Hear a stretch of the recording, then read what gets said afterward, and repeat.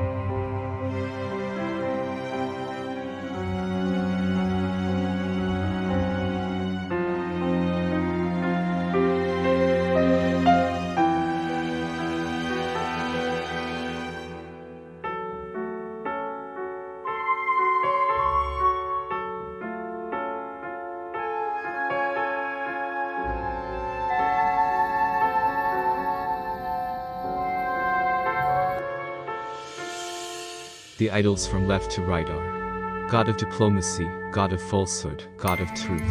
The God of truth is not seated on the left because he always speaks the truth, whereas the idol on the left replied that the God of truth is seated at the center. The God of truth is also not seated in the center as he always speaks the truth, but the idol at the center replied that the God of diplomacy is seated at the center. Therefore, the God of truth is seated on the right. As God of truth is seated on the right, and he always speaks the truth, then the God of falsehood is seated